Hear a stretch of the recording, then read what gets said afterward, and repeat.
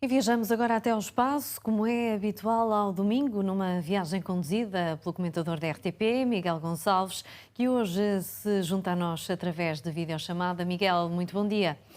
Bom dia, Esta Cristina. semana temos mais novidades sobre as explosões de raios gama e a poluição química que promovem. Vamos também falar de uma estrela de neutrões com uma característica particular. É verdade. Bom dia desde Reguengos de Monsaraz, em plena reserva Dark Sky Alqueva, um tal paradisíaco para quem gosta de estrelas. E, de facto, hoje vamos falar sobre estrelas de neutrões. Isto porquê? Porque vamos começar com uma história que nos leva até às explosões de gama, do comprimento de onda de gama. Em astronomia nós temos, sobretudo, duas explosões que são extremamente misteriosas, as chamadas explosões rápidas de rádio, no comprimento de onda do rádio, e depois as explosões de gama, e o gama é o comprimento de onda mais energético do universo. E nós temos assistido, detectado várias deste tipo de explosões, mas geralmente no universo mais próximo de nós, em galáxias mais próximas de nós. E se em relação às explosões rápidas de rádio, nós ainda temos muitas questões sobre a origem das mesmas, nas explosões de raios gama, os astrónomos começam a chegar a um consenso sobre a sua origem, provavelmente a colisão de estrelas de neutrões, e as estrelas de neutrões são as estrelas mais densas do universo. Claro que os buracos negros estão numa outra categoria. E então qual é a novidade que nos trazem agora os astrónomos? É que conseguiram detectar em 120 destas explosões de raios gama, cerca de 43 dão-se em galáxias, ou foram encontradas em galáxias muito distantes de nós. Estamos a falar de galáxias a cerca de 8 a 10 mil milhões de anos-luz de distância da Terra. Isto é muito curioso e para os astrónomos não interessa tanto a questão dos recordes, mas, enfim, excepto se esses recordes dizem algo sobre o nosso próprio universo. Porquê é que é tão importante, tão interessante encontrar estas explosões de raios gama associados a colisões de estrelas de neutrões no universo distante? Bom, Cristiana, por uma razão muito simples, é que nós sabemos que a colisão de estrelas de neutrões promove, sintetiza elementos químicos pesados. Estamos a falar de ouro, platina, tório, alguns dos elementos que fazem parte da constituição como o próprio planeta Terra.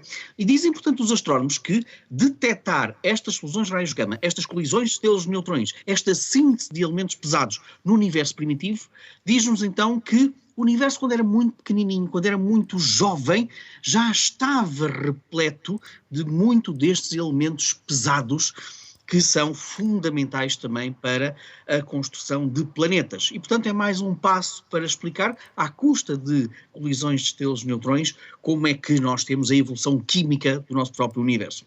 Mas vamos continuar o reino das estrelas de neutrões, porque agora, olha, temos mais um recorde de facto para uma estrela de neutrões muito gulosa. O que é que isto quer dizer? Quer dizer que os astrónomos detectaram uma estrela de neutrões que pesa cerca de 2,35 vezes a massa do nosso próprio Sol. É a mais densa que nós conhecemos. E porquê é que isto é importante para os astrónomos? Porque este 2,35 vezes a massa do Sol é um número mágico que se aproxima muito do limite superior que estrelas deste tipo deverão ter. Se tivesse um valor de massa maior, provavelmente iria colapsar. E, portanto, o que é que nos diz este valor da massa desta estrela de neutrões? Diz-nos, sobretudo, o que é feito. Se nós tivermos uma canja, ela é muito fluida, nós sabemos, conseguimos ter uma ideia dos constituintes da canja. Se tivermos um creme de legumes mais espesso, isso também dá-nos uma ideia do que é a constituição dessa sopa. É o mesmo que se passa aqui com estas estrelas de neutrões. Com esta massa, dizem os astrónomos que pode não ser constituído por matérias muito exóticas, algumas delas que ainda precisam de muito maior conhecimento. Se calhar nós estamos a falar de uma estrela de neutrões que é constituída, como o próprio nome indica, neutrões, pelos constituintes mais pequenininhos de que são feitos os neutrões, os chamados quarks. Isto é tipo bonecas matrioscas.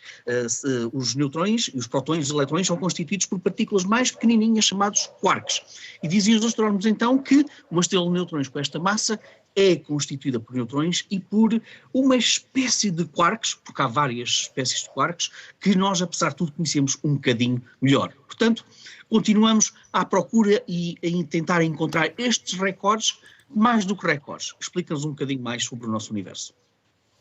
Miguel, e vamos agora conhecer planetas com anéis mais secretos e menos conhecidos do que Saturno e também os melhores lugares da nossa Lua para construir uma moradia.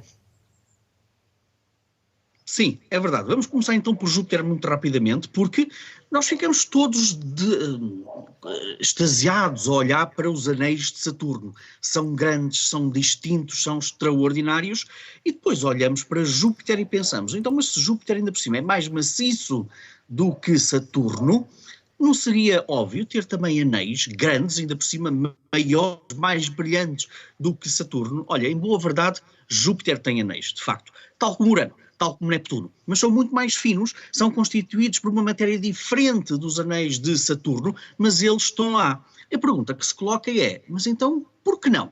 Anéis grandes, poderosos, densos em Júpiter. E agora apareceu um estudo que, baseado em simulações, consegue nos dar uma pista sobre por que razão é que Júpiter não tem anéis poderosos. E a culpa de quem é? É uma cabala, Cristiana. É uma cabala feita pelas 4 luas de Galileu, dadas esse nome por terem sido descobertas precisamente por Galileu, e estamos a falar das luas principais de Júpiter, Io, Europa, Ganimedes e Calisto. E dizem estas simulações que Júpiter até pode ter tido anéis grandes e poderosos, mas estas 4 luas, associadas à sua gravidade, associadas à sua órbita à volta de Júpiter, nunca permitiram que Júpiter pudesse preservar uma grande quantidade de anéis, grandes e extensas anéis à sua volta. E, portanto, isso ajuda-nos a explicar também esta diferença que nós encontramos entre Júpiter e Saturno. Saturno não tem 4 luas com estas características que nós encontramos em Júpiter. E, portanto, podemos ter anéis em Saturno muito mais consistentes do que aqueles, e extraordinários, do que aqueles que nós temos em Júpiter. Esta questão dos anéis é interessante, porque nós encontramos anéis em planetas, mas também já encontramos anéis à volta de asteroides, à volta de planetas anões. E, portanto, perceber porque é que nuns é possível ter anéis e noutros não, pode também estar relacionado com a companhia, no fundo, que os planetas têm. Neste caso, Io, Europa, Ganimedes e Calisto não permitiram a Júpiter ter esses anéis.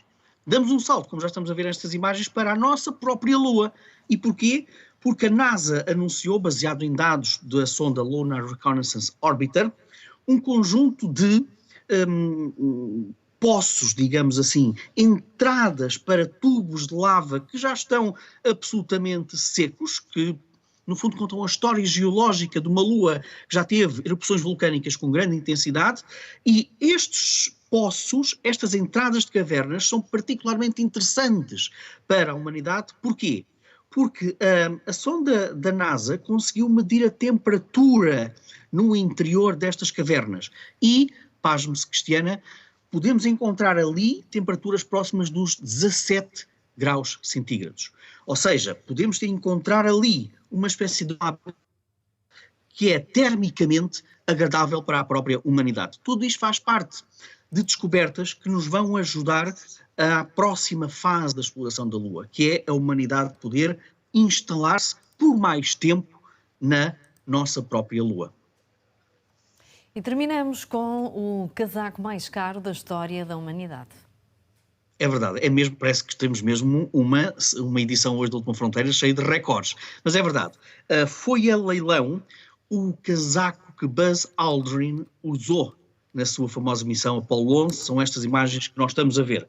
Foi para leilão, para Sotheby's, e então, pasme-se, chegou ao valor de 2,8 milhões de dólares este casaco.